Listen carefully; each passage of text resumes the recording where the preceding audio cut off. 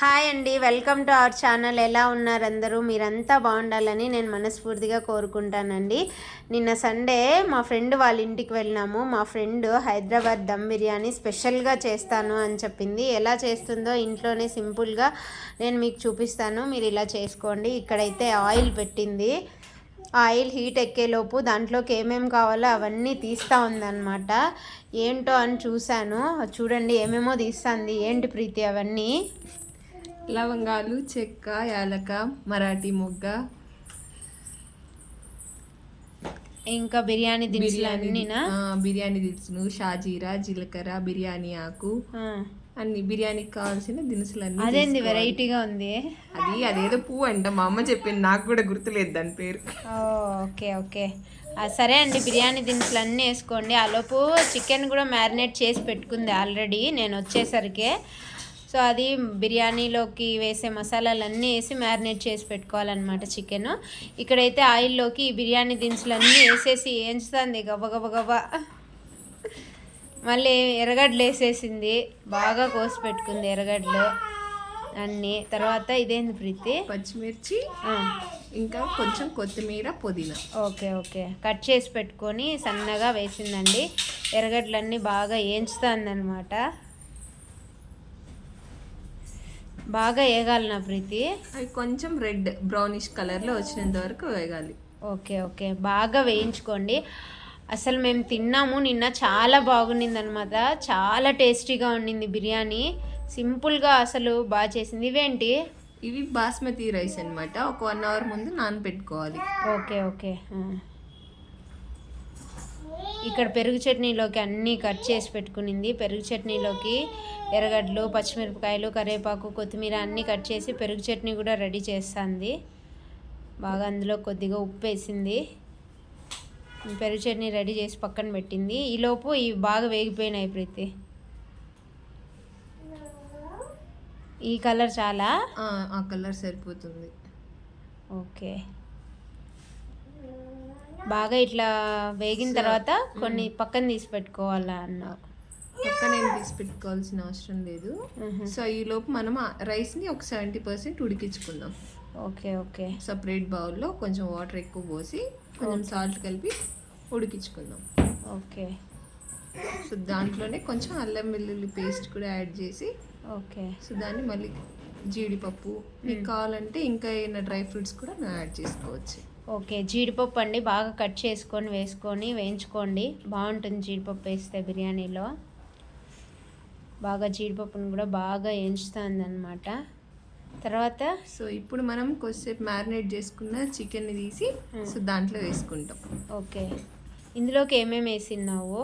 So ఇందులో బాగా కడుక్కున్న చికెన్లో సో కొంచెం పెరుగు, జీలకర్ర, ఉప్పు, కారం, చికెన్ మసాలా, కొంచెం షాజీరా, ఓకే, సో లవంగాలు, బిర్యానీ ఆకు, కొంచెం చెక్క వేసుకొని 1 గంట పాటు కొంచెం తగినంత సాల్ట్ వేసి కొంచెం సేపు నానబెట్టుకోవాలి.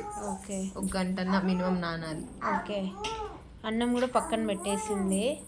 సో అన్నం మనకి ఇలా తుంచుతానే సో హాఫ్ అయితే అప్పుడు అది 70% కుక్ అయినట్లు. ఓకే ఓకే, 70% కుక్ చేసి పెట్టుకోండి బిర్యానీ రైస్. ఓకే, ఈ చికెన్ అంతా బాగా ఉడకాలా? కొంచెం మగ్గితే చాలా? కొంచెం మగ్గితే చాలు. జస్ట్ ఒక 5 minutes మగ్గితే సరిపోతుంది అంతే, దానికంటే మగ్గాల్సిన అవసరం లేదు. ఓకే.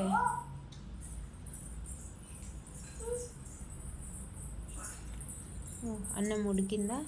70%. సో అన్నం ఉడికింది. ఈ అన్నంని దాంట్లో లేయర్ లాగా వేసింది అనమాట ఆ చికెన్లో.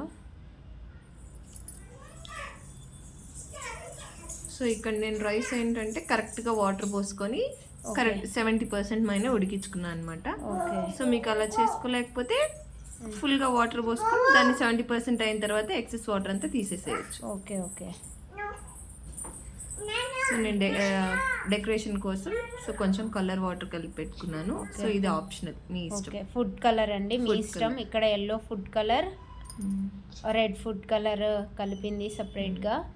ఆ లేయర్స్ లాగా వేసింది కదా రైస్, దాని మీద మళ్ళీ కొంచెం కలర్ వేసి మళ్ళీ రైస్ వేస్తూ ఉంది. ఓకే, మళ్ళీ కొంచెం రైస్ వేసిన తర్వాత మళ్ళీ కొంచెం ఫుడ్ కలర్ వేసుకోవాలా? ఓకే, రెడ్ ఫుడ్ కలర్ అలాగే కొంచెం గీ కూడా లేయర్లో యాడ్ చేసుకుంటే ఇంకా బాగుంటుంది. ఓకే, నెయ్యి కూడా వేసుకోండి, నెయ్యి సో బాగా ఇక్కడ నేను తినేవాళ్ళు. నెయ్యి లాస్ట్లో వేసాను. ఓకే, సో అక్కడ స్కిప్ అవడం వల్ల. ఈ సో ఆనియన్స్. ఇది డ్రై ఆనియన్స్ ఫస్ట్ కొంచెం వేపుకొని పైన డ్రై ఆనియన్స్, కొంచెం పుదీనా, కొత్తిమీర పైన గార్నిష్ చేసుకోవాలి. ఓకే ఓకే, మళ్ళీ మళ్ళీ ఇంకో లేయర్ వేస్తా ఉంది.